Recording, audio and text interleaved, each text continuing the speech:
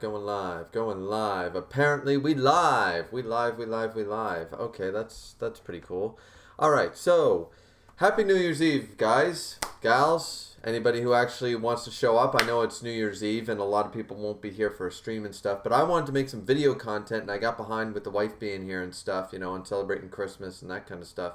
So I kind of got a little behind on making video content, and I wanted videos out here for you guys. I wanted videos out here for New Year's Eve. I wanted videos for New Year's Day. I wanted videos, you know, coming into the week and stuff. Some like roundup stuff. I couldn't make my 12 days of Christmas videos like I wanted to. I couldn't make just a lot of stuff. I could barely keep on track with the standard reviews and stuff, right? I didn't get any discussion videos done. So what I wanted to do now is just make about, like I have to leave in about an hour plus. So I figured I have about 45 minutes to an hour to just stream. Instead of trying to come in here and do a bunch of, you know, record a video, then edit it, add the images, render it, upload it to YouTube. It wouldn't be uploaded tonight. I just don't have time. I'm going to my parents' house with my wife and some family and friends and stuff like that, food, drinks, that kind of stuff. By the time I get home, I'm not uploading anything, right? So I thought a stream would be easier. All I had to do was quickly, you know, edit a few images and a thumbnail, and boom, we can just talk. We can just sit back here and talk, right? So, what do you guys do for New Year's Eve? Let's start with that. What do you guys actually usually do for New Year's Eve? I know a lot of you might not exactly be of the age to drink or something like that, or maybe you guys don't drink. Maybe you're into something else or whatever. So maybe you guys aren't really into the party lifestyle. Maybe you guys go out, like I know my friend, he invites me every year to go to, he gets together with a group of friends and they do kind of a manga, video game, anime, movie trivia thing. And they all put in money. Instead of like playing poker and cigars and beer, they do that. It's a little nerdy, but it's a lot of fun. I happen to actually be a part of it, not on a New Year's Eve, but I happened to be when they decided to do it at random for a friend's birthday or something. And anyway, it was a lot of fun because like when you're surrounded by like-minded people like that. So, you know, I know there's not going to be a whole lot of people in the chat since this was I didn't say I was going to do this, though here's your warning now for everyone who watches it after the stream. There will be one New Year's Day. It'll probably be a little bit longer. I'll probably be able to make it a tad bit longer. So here's your notice basically to show up for that one. But that being said, there's no chapters to read.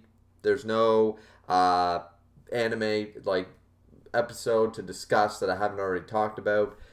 No, we're just going to kind of sit back here. We're going to talk a little bit. I made a list though on my phone. I made a list of the 3 series that I have this year been covering. You got One Piece, you got Seven Deadly Sins, and you got Akatsuki no Yona. Shokugeki no Soma is over, and I do my anime episode reviews of Seven Deadly Sins, Dr. Stone, Shokugeki no Soma, but I mean just manga. I am going to start covering, after now the discussion videos are done, I am going to start covering Shumatsu no Valkyrie, also known as Record of Ragnarok. It's a really good series, and it's only about 25 chapters in. I think it's a monthly series. I'm pretty sure it's monthly, but it might be bi-weekly, but I'm pretty confident it's monthly. And it's a pretty good series. So I'm going to start that, but that's more like 2020. I haven't really been covering it, so I didn't figure that counted. So what I thought, though, was I would make up a list. And I did. I made up a list. I made up a nice big list here of all the high points. I just skimmed through really quick. And I did this all today. This is why this is very last minute. I skimmed through all of One Piece, Taizai, and Yona. I skimmed through them all. And I found of only for 2019. And I found the highlight moments that I liked, the moments that are kind of in the gray area, and the moments I didn't like. You know, so you can consider this kind of like a top 5, it's a random number, you know. For some things I had like 9 or 10 things. And for other things, and I tried to cut it down. I thought if I was going to make a video, I would make it a top 3 best and worst moments of One Piece this year. Or for Taizai, top 3 and top, 3 worst and best moments of Taizai. But I kept trying to narrow it down, and as I said, I kind of ran out of time to record something properly and edit it and stuff. So I thought we could just talk about it here. For New Year's Eve, today's, I think what I'm going to do is, I think we're going to follow Taizai. One Piece will be New Year's Day, but right now I think we can all talk a little bit of Seven Deadly Sins. Seven Deadly Sins is kind of my most watched. You know, like this year, looking back, I believe I actually broke 100 subscribers this year because my channel, of course, was deleted and stuff. So I broke 100 here on my new channel, and I broke the 200. And it looks like I'll be into the 300 in 2020, so that's pretty exciting. And also, my most watched video was made this year. It was actually chapter 333 of Nanatsu no Taizai, Seven Deadly Sins. And yes, this will be spoiler heavy. So I thought we'd go with Taizai for here New Year's Eve, building up to the great 2020. And instead of making, like, as I said, top 5, top 3, best, worst, that kind of stuff, I thought I'd just talk about all the points. As I said, I won't be going over every single thing in detail and going ranting and raving about each theory I've had and what was broken, what wasn't. But I just thought in bullet point form we could just discuss each thing that I wrote down after scanning from, I think it was chapter 294, 295, all the way to the current chapter. That was our 2019 in Taizai. The worst year of Taizai, in my opinion. So let's just start with that. Check the chat here right quick. Valkyrie is monthly. Okay, this is Chubb in here. Valkyrie is monthly. Yeah, I figured. But I always thought One Punch Man was monthly too. Then now it's bi-weekly. Or was that always the case? I don't know. How are you going to have top 3 best moments this year for Taizai? It didn't even have 3 good moments. I mean, all right. See, that's the thing. That's the actual thing. Go back to chapter 295 and forget everything you know. And then you start reading and you go, well, at the time I liked this. I thought this was cool.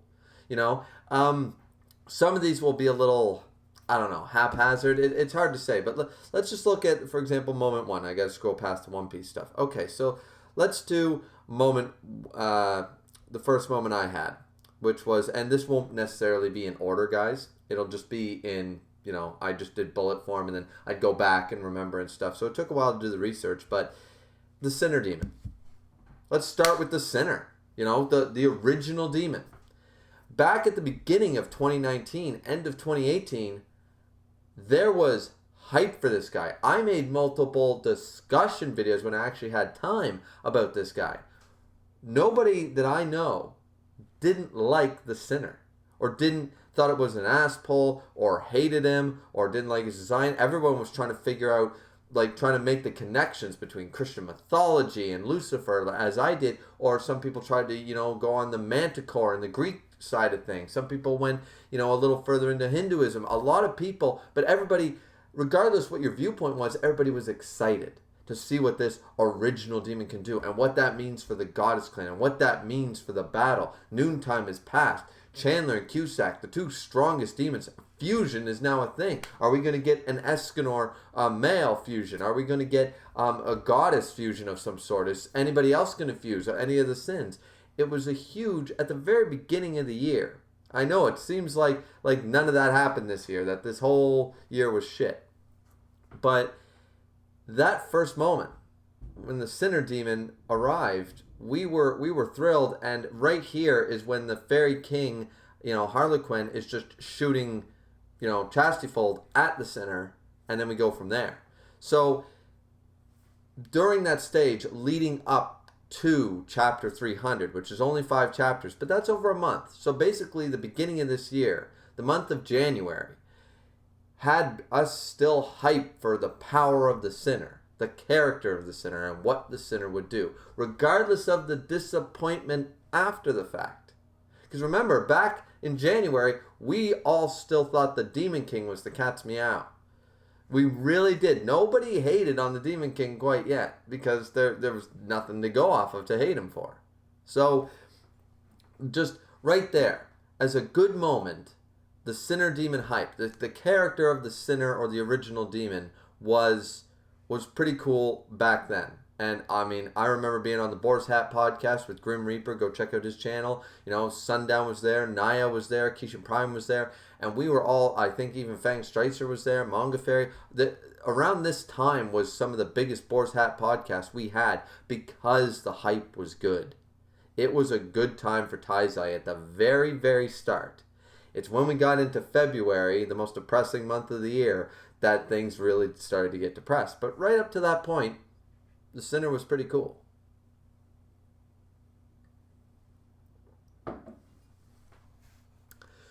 Okay, let's I have to keep double check the chat. Rip Sinner had so much potential only to get one shot. Okay, there we go. Perfect example. Why don't we move into, I believe that's one of my points. And as I said, guys, I'd like to stay on here and talk with you guys endlessly about this. And I think in 2020, I'll have time to just do more casual streams. And we can say, okay, we're talking, Valkyrie today. Everyone just start talking and we'll talk about things, right? Or we're talking Kingdom, or we're talking One Piece, or we're talking whatever, right? And then we'll be able to go on it, but I have to kind of stick to my points so that I can I'm kind of a little greasy still, a little unshowered, so I still got to shower and get going. So I believe that was one of my points. Yeah, right here under the cons, Sinner being treated very poorly / one-shotted. Right. So the thing is, that was a big build-up moment for Mile as well. At the time, people liked him. I liked him. And it's hard to dislike him. But that was another thing, is that at the end of the day, yeah, Rip Sinner had so much potential. But remember, when you look at one moment, regardless what happens after the fact, you could have chapter 299 in Taizai could have been the best chapter in the world. It won't forgive everything that happens in chapter 300, but it doesn't make chapter 299 crap. Now, does it? It really doesn't. Now, I don't think 299 was the greatest thing in the world, but I'm just trying to say, because chapter 300 is universally despised by most. As you guys can go check, as I said, I'll plug Grim Reaper's channel here. Go check out the Boar's Hat podcast for chapter 300. And you'll see that I have my doubts. Check my review. I have my doubts. And that's when everybody was like, no, this is okay. This is not bad. A little cookie cutter, but we can work with this. And it just went downhill from there. But that was in February. Back in January, we still had some good stuff. And that was one of them. Is that, where was I? Sinner being treated poorly. Yeah, that was the big thing. That was the bad moment. Is that the Sinner was treated unfairly. We had this hype built around this thing. The thing that the Herald and here's even worse, is that now this is basically retconned in the latest chapter of Taizai. Because now we have the fact that the Demon King never needed to do that. It sounded more like, okay, like the classic, like Diablo, Christian mythology, like the actual mythology side of the thing, like the 7 princes of hell, the 9 layers of hell, Dante's Inferno, all that stuff with different rulers. That was what it was implied for the longest time, that the demon world was like the Demon King was, Ozymandias or Beelzebub or Leviathan, right? And he basically was fighting with the other lords and took control. Think about One Piece Yonko thing, right? That there were other powerful demons around. The Demon King just happened to, in the end, become the strongest. It was always implied he was a god, but we hear that from all characters that aren't actually gods. But for the longest time, it was implied in this war that he conquered the demon world. And that he used the Herald to do it. That he was like, I can't be in 2 places at once. I can't fight the battle on 2 fronts. Here's what I'll do. I'm the strongest thing since sliced bread. I think I can hold my own. I'm going to half my power, give it to the Sinner, my Herald, and he's going to lead my armies in this direction, and I'm going to go this way. And it sounded like it was a big thing, but he managed to conquer the demon realm during this. There was so much hype for the Sinner. And it was all retconned completely, because now apparently the Demon King literally is a god, literally created the demon realm and the demons, so there was nothing to conquer. There was nothing chaotic about it in the first place. And it just hammers home how much disrespect Nakaba wants to put on the Sinner demon. Not only does he get one shot by Mile, not in the one form. I could have bought the one form, but I didn't like that from the get-go, that Escanor, even with reserves off of Rita, which would be a very weak version of Escanor, in prime form, even so, him, Merlin, everybody getting bashed in the face sort of idea, and Mile just comes in and boom, one, what is it called? It wasn't Cruel Sun, it was like Ultimate Sun or whatever, but one, casual, bang, and done. That didn't sit right with me, I didn't like that at all. So yeah, let's call it the sinner being treated poorly and still being shot at even after he's long dead. And then let's not go into the whole how the cruel sun defused them or something. That was just weird. So let's go on another good moment. Mile against Zeldris and the Sinner. More so Mile against Zeldris, because we finally got to see both Zeldris and Mile in full form. I mean, we saw Zeldris previously, but we never really got to see Mile in a true fight yet. And building up to him attacking the Sinner, and then it's Zeldris versus Mile. That was a pretty cool fight. Does it have its little holes and stuff? Yeah, but I would still consider it an okay moment, a pretty good moment, because the fight itself was kind of hype. It was pretty good. I enjoyed it. And at the time, I was like, who's really going to come out on top? Who's going to win? How's he going to fight Ominous Nebula? How's he going to do this? How's he going to do that? Like, stuff like that. I was just intrigued by the whole thing, right? So I thought the fight was pretty good.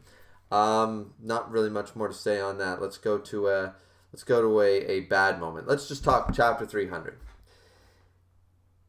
It's chapter 300. I really don't know what else to say about chapter 300, and I am sorry, guys, but I'm looking at the time, and I really do have to keep moving this along.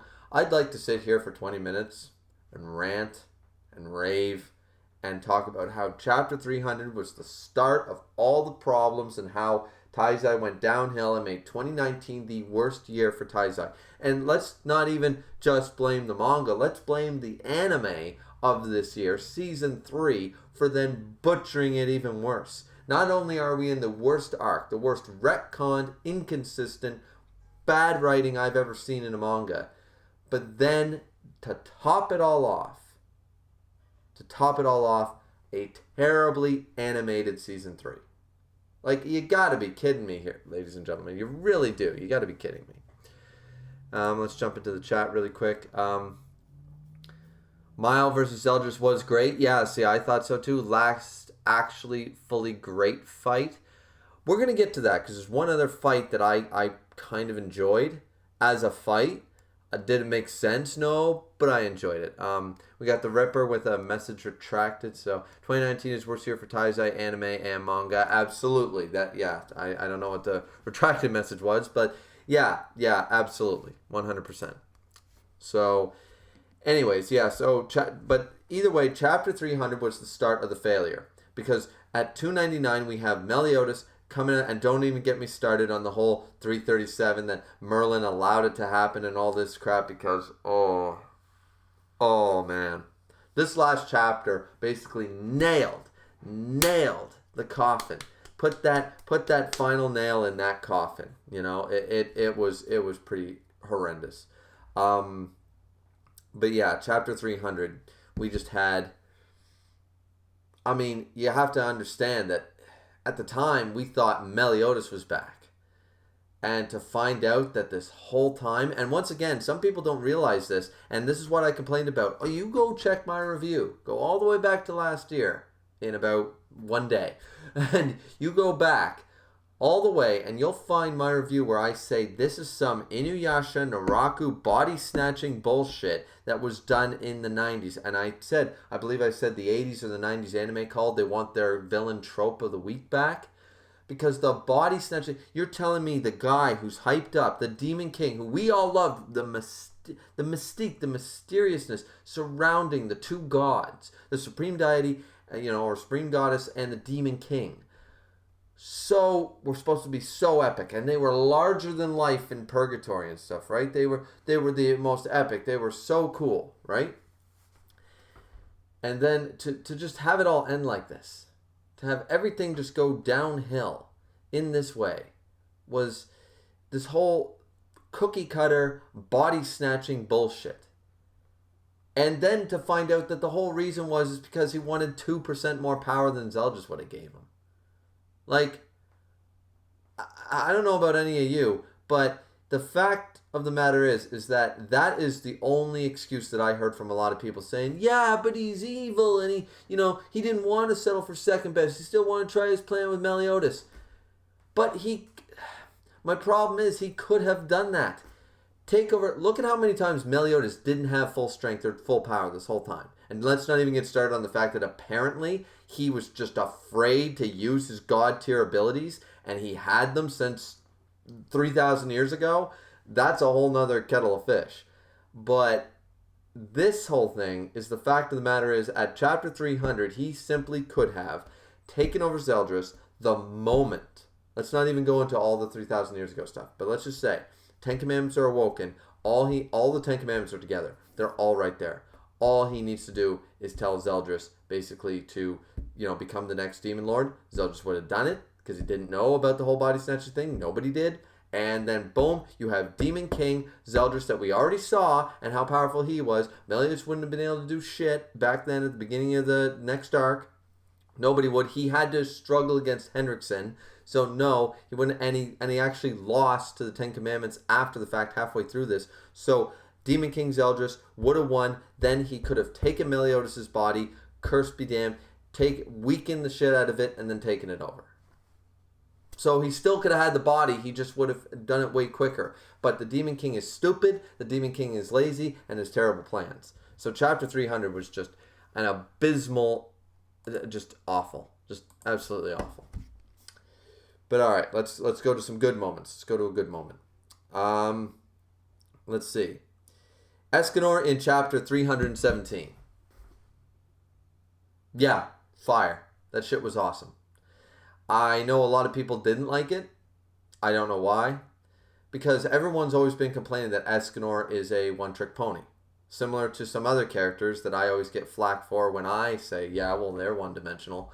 People are like, no, you got to read between the lines. I'm like, yeah, do that for Escanor too, why don't you? But nobody does. Everyone thinks, oh, he's just big and badass and he's a one-trick pony and everybody likes him. Well, 317 just showed that no, he's not. And I believe he wasn't before that, but 317 hammered it home. And if you don't see it, I just don't know. Like, for me, chapter 317 showed, and it was brutal. It was gruesome. That was the chapter, for you guys who don't remember, that was the chapter that Escanor, Nighttime Escanor, gets up there with his, young Link, friggin' Kokiri sword sort of deal. He gets up there, and he's like, I'm fighting this thing. This thing is taking out Gil Thunder and Hauser and Griever, and he's just like, you know what? I'm still a member of the Seven Deadly Sins. Just because I don't have sunshine does not mean I'm not a knight of Britannia. That I'm not a knight of Leonis, a holy knight, and I'm here to fight shit. And he shows up, dudes, 3 of them, the TN Krillin Yamcha of the group. A weak, no power Escanor makes them look even weaker than Nighttime Escanor. He's taking blows. He's like, your fight's with me. The shield's not doing anything. His hand gets cut off. His arm, he gets slashed all to hell. And he's like, nope, not going down. These guys, even Griever says it like, we can't even get up. How is this dude still standing? And Escanor's still standing. He stands up there, realizes that like he's basically a mockery of what he used to be. And, he only depended on sunshine and stuff, but he has that inner monologue where he's thinking, like, he looks like he'd be ashamed. He looks like a fool right now. And then he realized that nobody would laugh at him. Not a single person would laugh at his stand and stuff. And he just goes, I'm fine with it. I am Escanor of the Seven Deadly Sins. And this goes to show the character of Nighttime Escanor. Escanor still had that pride in him. Always. He was always like that. It was just a really nice chapter. And then at the end, of course, the whole Mile comes down. And there's a bad moment in here, in this chapter. And we'll get into that next. But Mile comes down, basically helps him. Invigorate apparently heals limbs. Go figure. I didn't know Invigorate was that powerful. But that's what Invigorate does. Comes down, wipes out the baby Endora, heals the shit out of Escanor. And then it's like, let's do this, right? So, gives him back sunshine, and everything's all good. And I'm like, okay, the last saving grace. And I've seen a lot of people tell me that in my chapter 337 review, the last one of the year. A lot of people have been talking and telling me that chapter 337, in the comments, people are saying, and people might have bitched about Escanor, people might have had problems with the power scan and stuff, but most people religiously just kept on watching to see what Escanor would do. To wait for the one again. That's what people were waiting for. And as I said, and I said it in all my reviews leading up to this, I said chapter 317, and I said it in 300, and I think it was 25 or 26 when it's high noon against the Demon King. I said it then too. I said, does it make sense? No, it doesn't have to, because right now nobody likes this. Nobody likes this story. Nobody likes the plot. No one likes the power scaling. No one likes where anything is going. So let's just have our fan favorite character be a badass. Take your silver lining with that. Just take your glasses, this much full. Take that last sip of water out of that water bottle, because that's all we're going to get. We're not going to get anything else good that doesn't involve Escanor, right? So that was always my reasoning, and guess what? I enjoyed it. I did. I thought it was fine, and as I said, I got a lot of comments of people just telling me, I'm just dropping the series now because basically that last chapter 333 was fire with Escanor. But now, the chaos thing doesn't interest a lot of people. Nobody really cares anymore about the Mama Hawk thing because it's not really involving Mama Hawk for some reason. We have the Saint of Chaos, the Princess of Chaos, the Lady of the Lake, the King of Chaos, the everything of Chaos. Not a whole lot of people care. Let's check the chat. So, do you think Taizai will be better in 2020? No, I think 2020 is actually the end of Nanatsu no Taizai. If nothing else, season 3 had to step up to save it and renew faith, maybe a movie tie-in or something like that. But season 3 has been such shit, and this, as I said, really, other than a couple of key moments that I'm going to point out, and they don't save whole chapters, they just save, a moment here and there. As I said, because at the very beginning of my stream here, Chubb even said at the very beginning, how are you going to have 3 best moments when there wasn't even 3 good moments this year? It's like you do have to go through to find them. And that's sad, so I don't think it will be. We have Nokusu. Who are you? Yes, thanks for that. You didn't ignore. I enjoyed. I mean, I might have missed the context. Did I say those things? I'm like, yeah, okay. Yeah, all right. Who are you? I'm Griever. Yes, thanks for that. You didn't ignore. I'm assuming out of quotations that's something I said. Yes, thanks for that. You didn't ignore. And I enjoyed. Yeah, I'm enjoying too. All right, so that was our good moment, I guess. Now let's get into the bad moment of that chapter, which was where was it? Escanor can't fight the Demon King. Escanor can't fight the Demon King.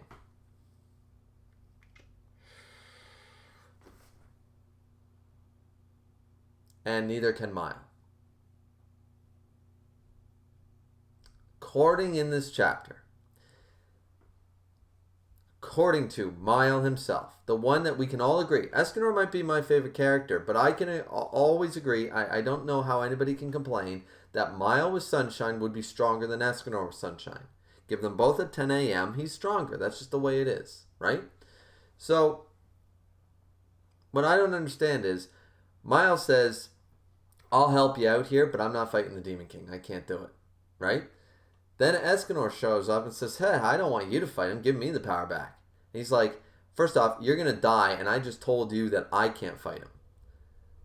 Well, the next problem is that after this, Demon King keeps getting stronger and stronger and stronger, and Escanor shows up. Once again, not his fault power scaling was broken. The Demon King, in Miles' words, is why the power scaling was broken, shows up and no weapon, his hand, ting, against the Demon King's sword. And we see that he still struggles against the Demon King. And he needs Bon and King and everybody and Meliodas to help him out. Like, he's still taking damage. Like, it's an even fight. But for Mile to sit there, and I was pissed at this back then before we even saw this, to suggest that he can't even bother trying to fight the Demon King. Escanor goes into the one form and fisticuffs this dude like he's a bitch. You telling me that Mile wouldn't have completely pulverized him in the one? And Mile actually stays He stays for the whole fight. He sits down there and watches and goes, can't do nothing. You could go down there and do that invigorating, healing limbs shit you were doing. How about that? You can go down there and do that, dude.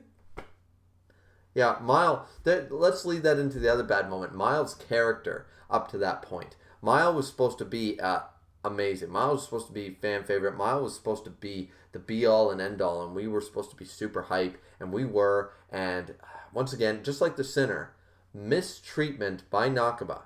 Chandler, Cusack, the Sinner, the Demon King, pretty much the Supreme Deity, and at this point, and Mile, all treated terribly, especially this year, by Nakaba. It's just poor writing. That's all it boils down to. So let's go on to some other moments.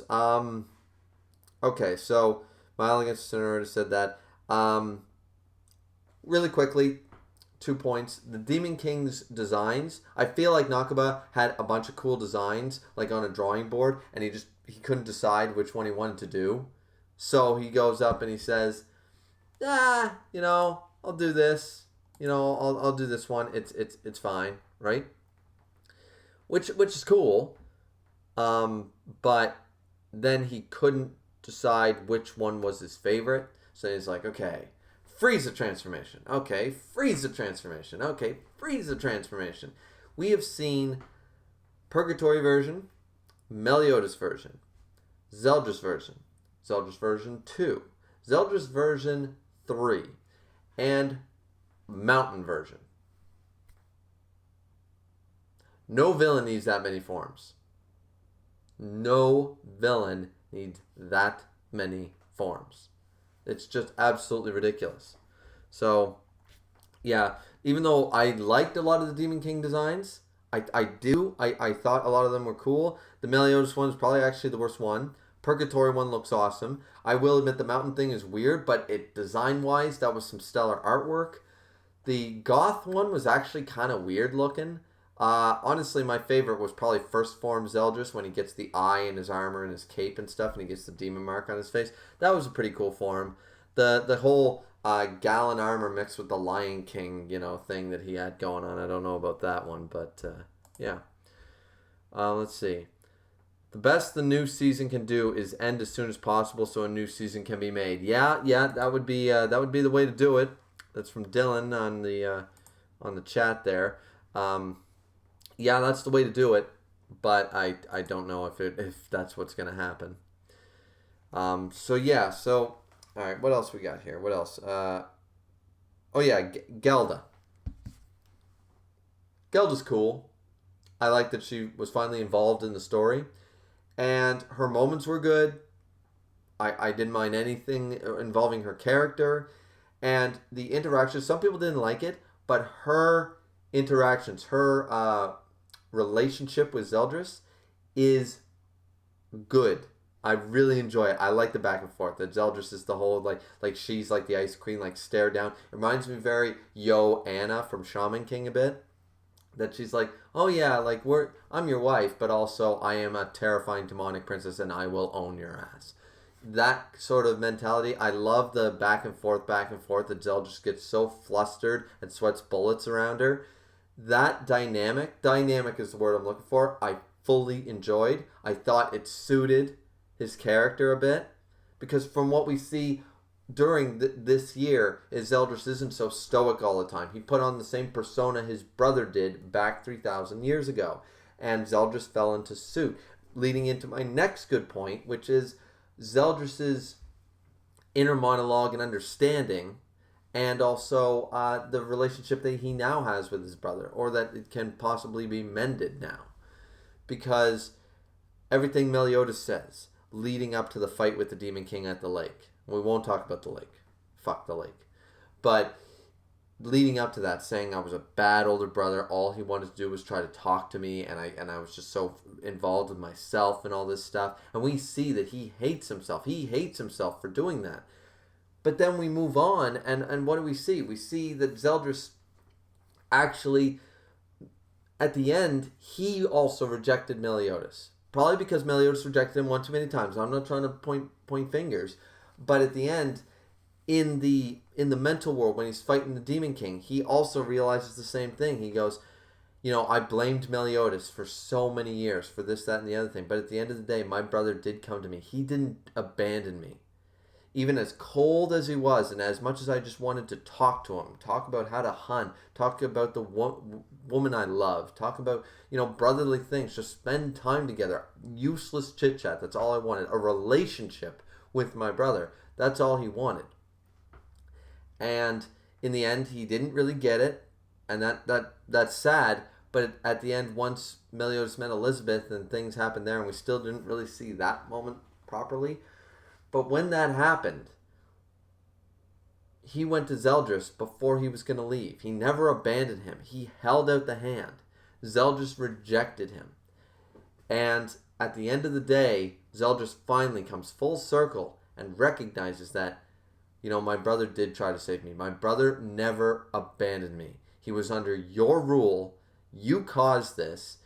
I shouldn't be blaming him. I blame you, because you, Father, are the reason that Meliodas was so cold and callous. You're the reason that I ended up the way I ended up. And you're the reason that our relationship is bad to begin with, because at every single point, it was something to do with you. You drained Meliodas so dry that he couldn't even focus on even talking to me. And then at the other portion, when it finally came time for Meliodas to wisen up and try to be a brother and try to protect me, I couldn't see it for what it was. And that's because of all the bitterness that you installed in him for X number of years. So this whole dynamic with their relationship this year was good. That's a key thing. It's bits and pieces. Lines of dialogue in this chapter, lines of dialogue in that chapter. Some bad chapters, some good chapters. But if you piece it all together, it does lead into a very nice brotherly story with hate and betrayal and abandonment and just a bad relationship, all caused by some toxicity from their father figure. And now they finally both recognize it, they're fighting against it, and now they're actually working together. It's that part of 2019 was good for Taizai. I will say that. So let's go into some other bad stuff. Basically, the Demon King is to blame for all power scaling. The Sinner and the Demon King are to be blamed for all power scaling. You could add Mile in there if you wanted to switch out him for the Sinner. But I would say that they're kind of a 50-50. But the Demon King is the worst one. Because every single time I hear somebody complain about the current power scaling, it's always in a fight against the Demon King. It's always the villains. It's the villains that are the problem.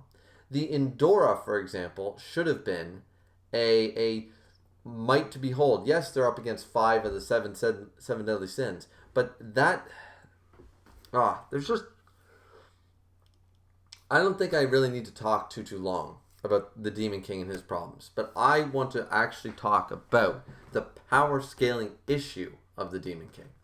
I think I'm going to make a separate video about that, though. Because I think I need to go through each and every fight at each stage that people found a problem with the power scaling and show how it all connects. I'm sure some of you already realize this, but show how it all connects. It's not Escanor's fault. It's not Bond's fault. Like I said, Bond shouldn't be able to go toe-to-toe with Demon King Meliodas. Escanor shouldn't be able to go toe-to-toe with Demon King Zeldris. Deanne shouldn't be able to damage him. All these other things. Merlin shouldn't be able to do this. Gothard shouldn't be able to do that. Lots of things, right? But it all boils down, it's not inconsistencies with the main cast. The Seven Deadly Sins have, forgetting Merlin and her retcon nature, they haven't done anything that's outside of their scope of power. It's the adversary they're fighting that becomes the issue. And their inconsistency. And the dialogue from people like Mile in chapter 317 saying things like, it's impossible. He's standing there almost noontime with the grace of sunshine and says, it's impossible for me to even try to fight him. Oh, it's just painful. So yeah, I think I'll make a separate video about that one, guys, rather than get into it too much right here. So yeah, let's see what else we got here. Let's see what else we got. Also, how's everybody doing? Okay, so let's go into another good moment. Why don't we? Or actually, let's go into two gray moments. Well, actually, I have three. One, we were just talking about the Endura, so let's say I have three gray moments. Three gray moments. One is the Endura, because the Endura was the only use of the cover page this year, like Oda does, that was good.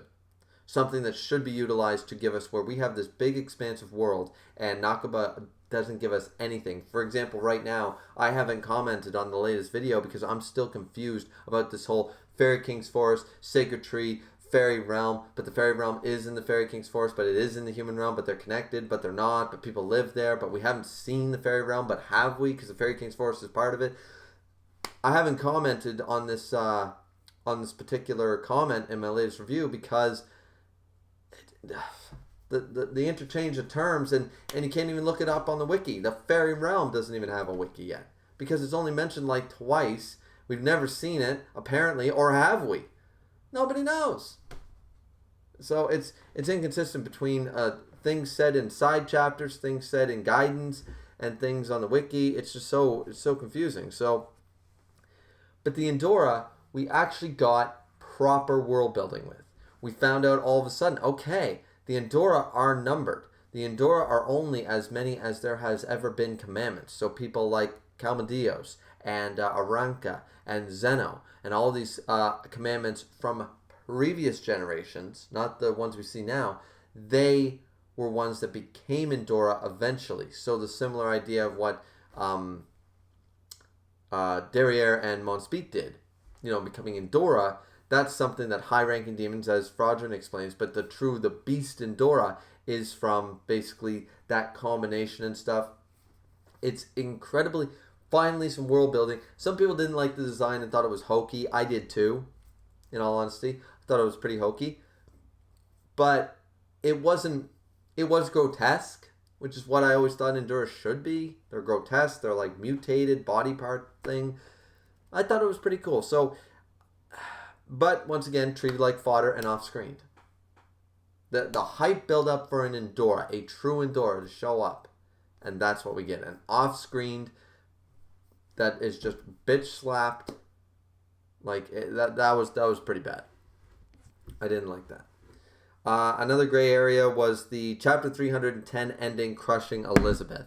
At the end of chapter 310, we thought Taizai was over, and last page, like they're like, okay, we're going to the Demon Realm, bye, and boom, crushing Elizabeth. The reason this is a gray area is, number one, I hated it because I'm like, okay, this ending is terrible, but you got to end the goddamn story. It's going bad, and in retrospect, knowing what we know now, he should have ended it. He shouldn't have done that. He should have said, this is a bad ending, and just ended the series, extended it another 10 chapters of ending, and have Elizabeth and Meliodas take off. That should have been the ending. Because what we have now is so bad. I'm sure a lot of people would have been pissed about the ending, but trust me, it's better than what we have right now. Sitting here at chapter 337, wishing it had ended back in 310. So that's why this is a great point, because I didn't like it at the time, but now I wish it had, and honestly, I think it was Naya D. Hemmings or someone said, it was funny as fuck. It was funny when that thing just went boom, and dropped on her, just end her. Forget this stuff, You thought we ended the series, boom, crushed the main character. Forget about it. Yeah, I can see the humor in it now, looking back. I was mad at the time because I hated all the chapters leading up to this, but yeah, okay. That's pretty cool. What do we got here? I think the sacred trees are descendants of the original tree that's in the fairy realm. From what I understand, actually, there is a sacred tree. It landed there. It created the fairy realm. The Fairy King's Forest is technically like in the border. It's the same tree. It's basically a door. At the very least, if there is a fairy realm and it is connected through there, then the Fairy King's Forest is basically like the outer city walls, right? The tree is still there. The tree is still the same tree. There isn't more than one tree. The sacred tree in the Fairy King's Forest is the sacred tree. It got burned down. The new one there is the new seed, but so that's like the child, so like a grandchild of chaos, as I think Keishan Prime said in my Discord. That's the way I'm looking at it. If the fairies do live inside the sacred tree, fine dandy, but all we've ever seen is fairies living in the Fairy King's forest. So, anyways, yeah. So let's see what else we got here. Escanor versus the Demon King. That was a bit of a gray area. Once again, I already talked about this. I believe that was the power scaling on a few sides. Number one, a lot of people don't recognize that when Escanor, after losing the one form against the Sinner, was using reserves off of Rita. So he was in a very weakened state version of his pride form.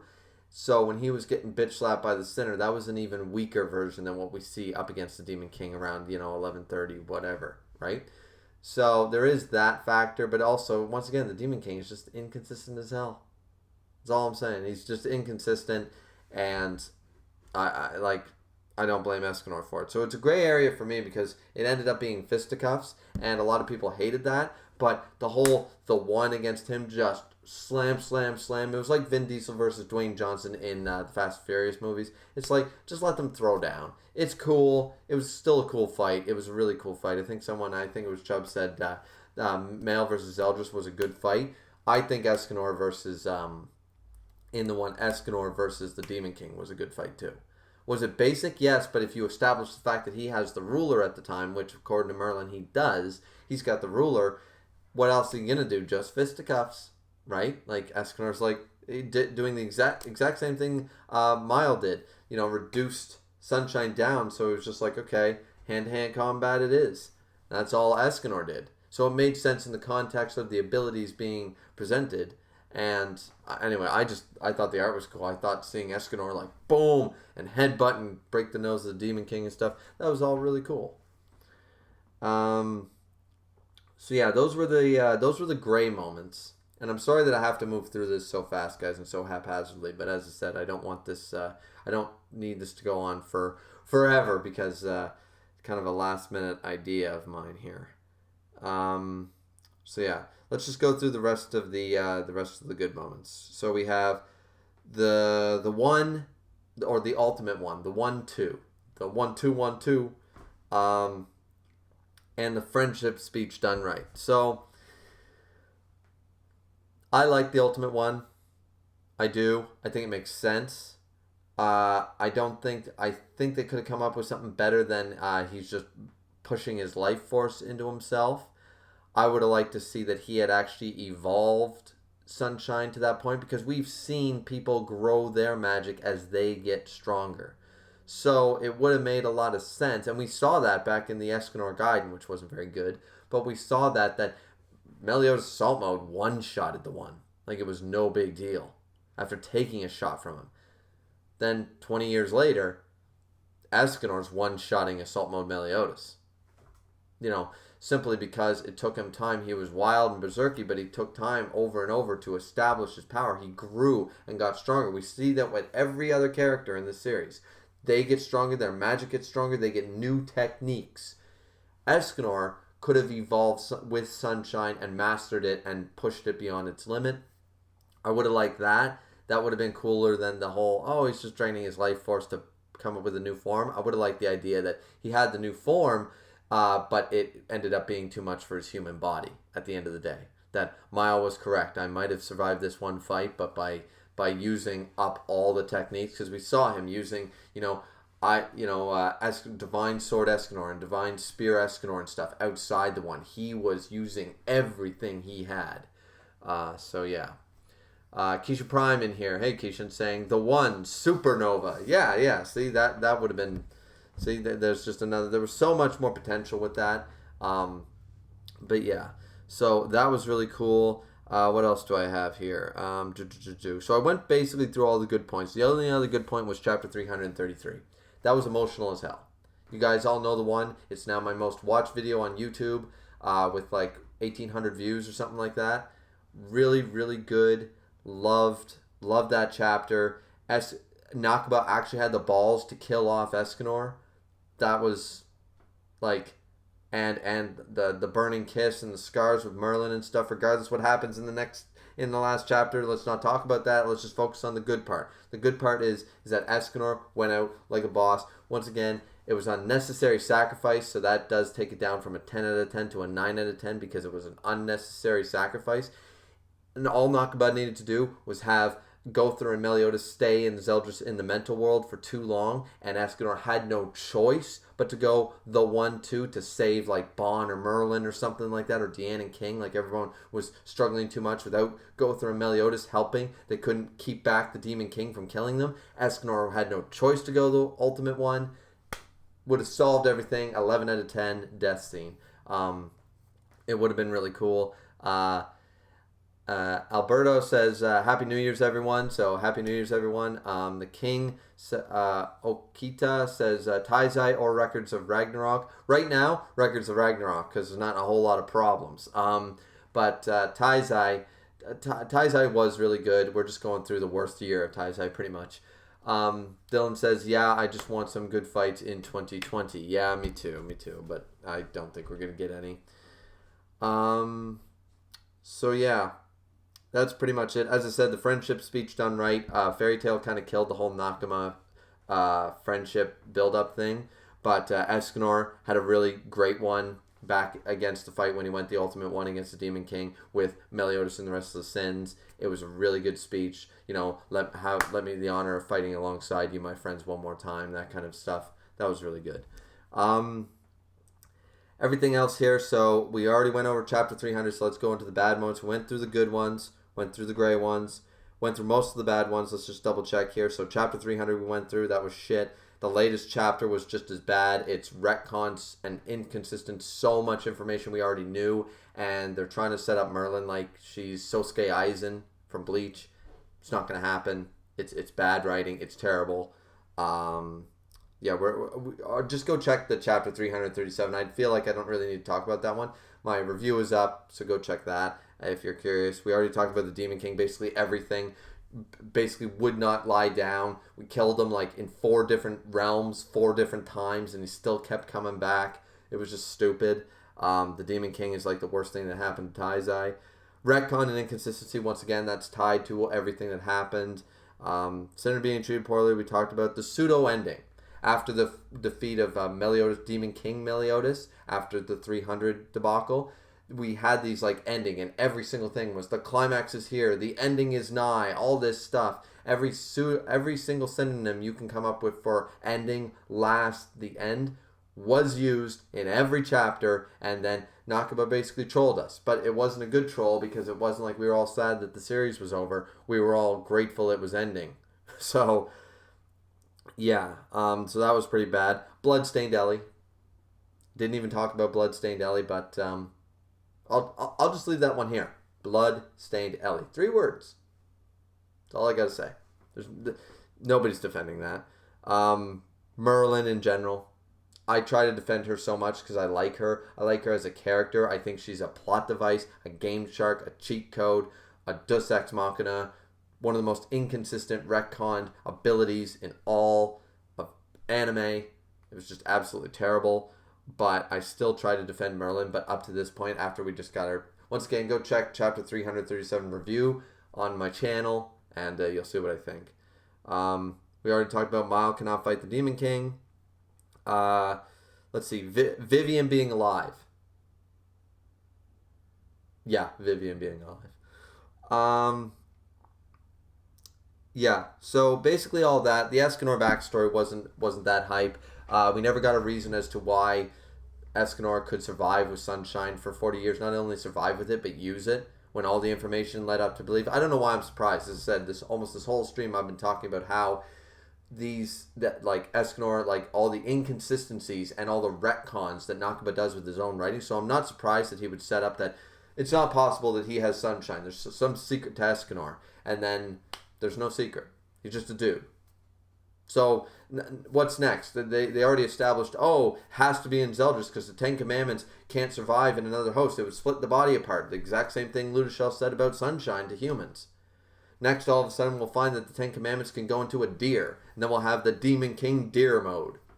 So, I mean, I just don't know. That's all really crap. Alberto said, you think Chaos Arc, is it going to be a big thing? I think it's going to end here in 2020. I don't think we're getting more than another year of Taizai. and I don't think it's going to be very good. So this new arc is not going to be very good. But once again, I can be surprised, but I don't hold out any hope for it. And the very last thing, I guess, would be Gother needing to get Zell back. Like, why did Meliodas and Elizabeth basically went to the lake, fought against Demon King Zeldris, wasted a bunch of time when he literally just needed to do the 2.0 of the Meliodas Bond fight. It's 2.0. It's just Zeldris instead of Meliodas, and it's Escanor instead of Bond fighting the Demon King. That's all it was. But they needed Gother for this. You know, all these times they needed Gother for this to enter the mind world and stuff, right? So, yeah, that was pretty bad. But, anyways, guys, I really got to get going here because I still got to jump in the shower really quick and then getting a ride over to my parents' house for a big New Year's Eve party. So, yeah, sorry for how quick that was. I didn't realize I had actually had so many points to make about 7 Deadly Sins. But, yeah, I really appreciate it. I wish I could stay longer and stuff. I hope to do it. A bigger one of these, a longer one of these, you know, in the new year and stuff, and we can just sit back and relax and just talk about points and wait for more people to come in, schedule it properly, say, okay, tomorrow I'll be streaming and I'll let the Discord know and everything. Now, tomorrow I will be doing another quick, probably 45-minute, hour-long stream tomorrow regarding One Piece. So if you guys are interested in One Piece, I'll be talking about my favorite points of 2019, the points I didn't like in One Piece in 2019, and stuff like that, in a similar kind of haphazard format in the new year. So, and it's also my birthday. It's my birthday in the new year. So send me birthday wishes tomorrow and all that fun jazz. But yeah, I really should get going, guys. So let's see. Happy New Year's from Dylan. Yeah, Happy New Year's to you. Happy New Year's to everyone here in the chat. I think we got 8 or 9 people in here right now. So that's pretty cool. And don't forget to hit that like button, guys. I see 7 viewers in here right now, but I only got 3 likes. What's up with that, though? You know, so yeah, like the stream, comment after the stream is uploaded and all that stuff. And I guess we're gonna ring in the new year pretty soon here. It's about 6:30 at night here in Canada, in East Coast Canada. So I hope wherever you guys are, you have a fun time celebrating New Year's and all that good jazz, and we'll see you tomorrow. So Happy New Year, Happy 2020. I hope Taizai does better next year, because this was the worst year for it. I don't hold out much hope for it, but we'll have to wait and see. So thanks to all the guys who joined my Discord this year. Thanks for convincing me to make the Discord and stuff. I've had a lot of fun in having my own Discord and stuff like that. Shout out to everyone who that I work alongside of in the YouTube community and stuff. Keishan Prime, Nia D. Hemmings, Grim Reaper, Sundown Rider, you know, all those guys. I'm probably missing a few people, but all awesome YouTubers. Definitely go check them out. Satsuki, the Savage, go check him out. I must be missing someone. I'm sure I'm missing a couple guys, and if I am, I really am really sorry. I apologize for that. But anyways, guys, hope you guys have a great New Year's Eve, and we'll catch you back here next time. This has been Griever, signing out.